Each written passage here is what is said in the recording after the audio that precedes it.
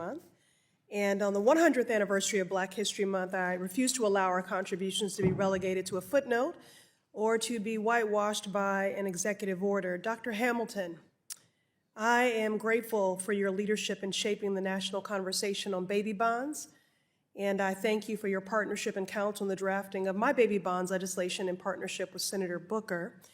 Republicans and Trump won't give you credit, but we know that Trump accounts exist only because of your genius and the work on the ground that you laid, spearheading the issue of baby bonds. So I want to give you your flowers officially on the congressional record. You have been a pioneer in confronting the racial wealth gap. I represent the Massachusetts 7th Congressional District, and a report by the Federal Reserve Bank of Boston found, and this will shock many, but that the median net worth for white households in Boston is $247,500, while for Black households it is a mere $8.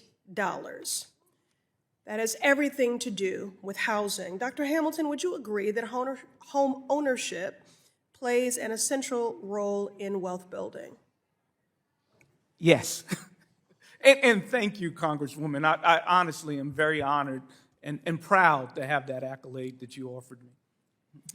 Thank you, and we're grateful for you. So yes, home ownership is essential to wealth building, and I believe that a majority of the public agrees with and acknowledges that. In fact, during the 1950s and 60s, one of the foundational bricks that built America's middle class was home ownership.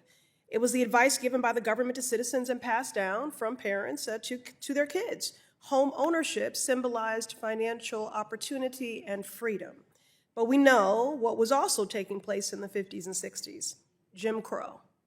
Jim Crow discrimination. Black families who sought home ownership were held back by red tape, limited to red line neighborhoods, and faced blatant racism from banks.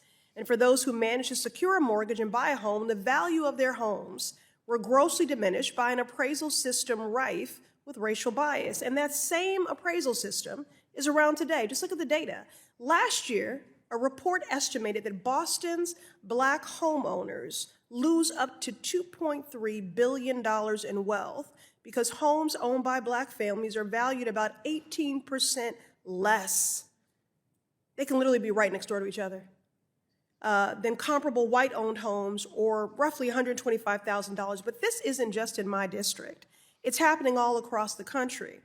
I ask unanimous consent to enter into the record a March 2024 article from the Bay State Banner titled, "Boston Black Homeowners Lose Billions to Biased Property Valuations." I also asked to enter into the record a Brookings Institution study titled "How Racial Bias in Appraisals Affects the Devaluation of Homes in Majority Black Neighborhoods."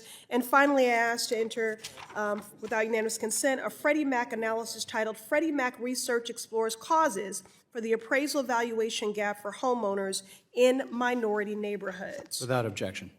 Dr. Hamilton, with my remaining time, for Black families of all income levels, there is no getting around a discriminatory appraisal system. Why does this matter for the affordability crisis and the racial wealth gap? And we should recognize when we cited that most Americans own their home, that's not true for Black people, and that's grounded in a history that you described. It's not happenstance.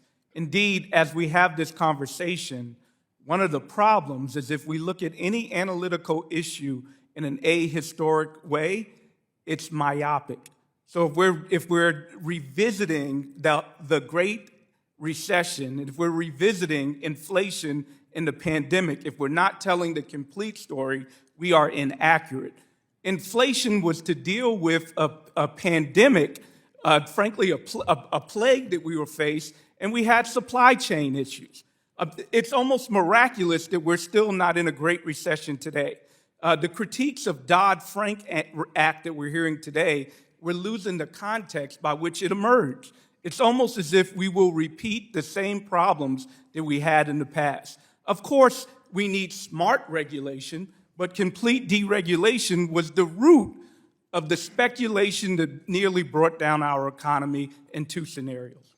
Thank you, Dr. Hamilton. And on the issue of the appraisal system in particular, I just want to share that I was proud to partner with Senator Warnock to introduce legislation that would modernize the appraisal process to strengthen transparency and accountability and Gentlelady's ensure a time has standard expired. consumer right to appeal if they disagree with the Gentlelady's valuation. time has expired. Thank you.